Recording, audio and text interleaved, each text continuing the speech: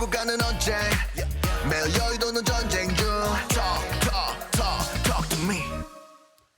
오늘은 국회팀 안보람 기자 나와 있습니다. 어서 오세요. 예. 첫 번째 키워드 직접 보도록 하겠습니다. 뭔가를 방지하자는 법을 추진하자는 것 같은데 낙선 운동이 일고 있다. 도대체 무슨 법이기 때문에?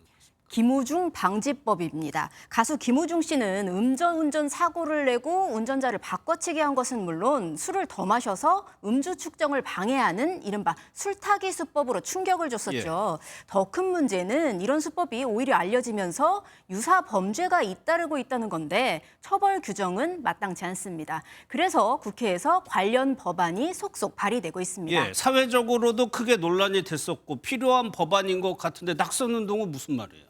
네, 김우중 씨 이름을 쓰지 말라는 겁니다. 이른바 김우중 방지법을 낸 국민의힘 박성훈 의원, 더불어민주당 신영대 의원 블로그를 살펴봤는데요. 관련 글에는 김우중 이름을 빼라, 철회하라 이런 말은 물론 낙선 운동을 하겠다, 나아가 입에 담기 어려운 얘기도 수두룩하게 달렸습니다. 예. 정치권에서도 사실 강성 팬덤 때문에 좀 논란도 많고 고민도 좀 큽니다.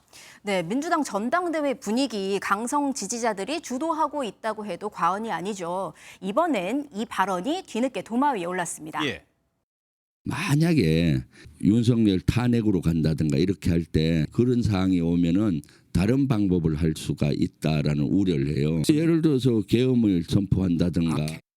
그러니까 여기서 이 계엄이라는 표현이 강성 지지층을 겨냥했다 이렇게 보는 건가요? 네, 국민의힘은 그렇게 의심하고 있습니다. 계엄 가능성 언급 자체가 극단적 망상이라며 근거 없는 무책임한 발언을 늘어놓는 것은 민주당 전당대회에서 당내 강성 지지층의 표심에 호소하고자 하는 의도라는 겁니다. 예. 다만 국민의힘 비판으로 해당 발언이 오히려 더 알려진 모양새긴 합니다. 예. 다음 이슈도 한번 보도록 하겠습니다.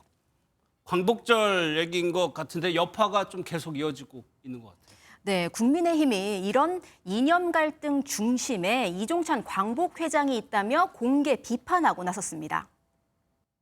국민 통합과 국가 번영이 원로의 소임입니다.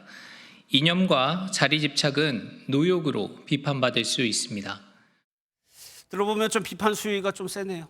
네, 민주당 역시 윤석열 정부를 향해 친일 매국 정권이란 주장 이어갔습니다. 김태효 국가안보실 1차장이 KBS와의 인터뷰에서 마음이 없는 사람을 다그쳐서 억지로 사과를 받아내는 것이 진정한가 이렇게 말한 걸 두고 일본의 마음을 헤아려 대변하고 있다고 꼬집은 겁니다.